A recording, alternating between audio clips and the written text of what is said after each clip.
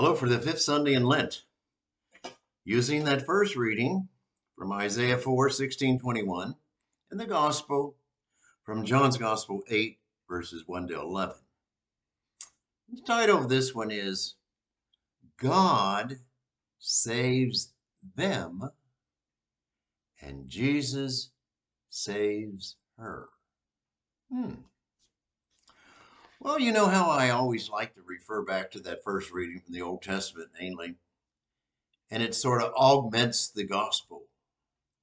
And so I read the gospel as far as the scribes and the Pharisees were trying to trick Jesus into stoning a woman freshly caught in adultery. And so they got her there in Jerusalem by the temple, and they quote Moses in the Mosaic law, that is legitimate, and asked him, should she be stoned? Well, he knew the law, they knew the law, and they were tricking him. And she's caught in this.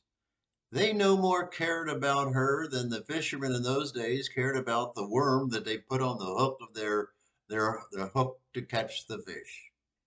Then that worm and just dies. And I went back to Isaiah.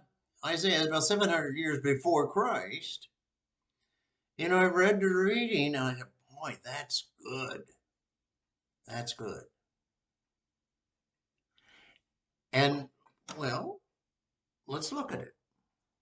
So they asked Jesus to be an accomplice to stone their prey, a guilty woman by the law, and they had power to kill her. And lo and behold, what does Jesus do? To answer the scribes and the Pharisees who want to catch him and kill him. He bends down. He slowly writes with his finger in the ground something. He pauses. And he looks up to the scribes and the Pharisees. And he says, oh, okay. Whoever here is without sin, let him cast the first stone. And he bends down and pauses. And slowly they leave. And he asks the woman, is there anyone who condemned you? No, sir. And Jesus says, well, neither do I. Go and sin no more. This woman was caught fresh and could be killed easily. Okay, what about that reading from the Old Testament? And I read it, and couldn't get anything, and I looked up in my favorite Catholic, modern, liberal newspaper. It comes out every 2 weeks, the National Catholic Reporter.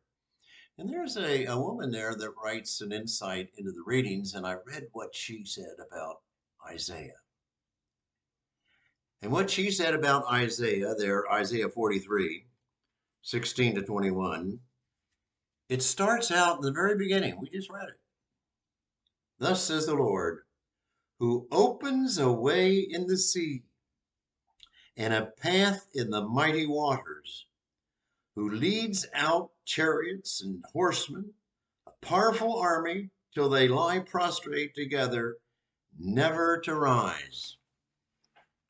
All these Israelites who were just freed from slavery to the Egyptians and pursued by the Egyptian soldiers, they were backed up into the sea, and here they come.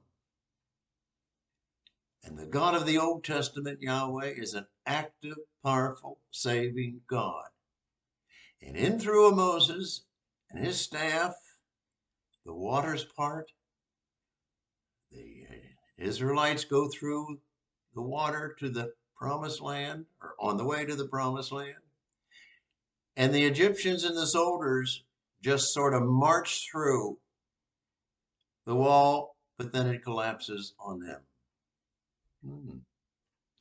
That's not a bad idea for the war in Ukraine, the Ukrainians and the Russians. No, we don't talk about that. But that God is an active, powerful, saving God. And that Jesus, who is God, is an active, powerful, saving God. And she was backed up to the temple and she was backed up to the law of Moses to be stoned. And that Jesus saved her. Hmm. And it's augmented in Isaiah's readings 700 years before Christ. And the church uses that reading to augment how powerful God is or how powerful Jesus is. And you know what? That same God in this world that we live in today, it seems like there's just so many problems from the epidemic or the pandemic of world ill health, disease, to the war, another war. Sometimes get too pessimistic. We believe in that same God of the Old Testament, that same Jesus Christ 2,000 years ago, that same God is continuing to work and he'll save us. If we're backed into a corner, he'll save us. Maybe not be the way we want him to, but he'll save us. They tried to kill him too, didn't they? That's where we're headed, toward the resurrection. He rose from the dead, and we too will rise from the dead. So, looking at the Old Testament and the New Testament, it's the same God, active, powerful, and saving. He only wants us to try. Have a good day.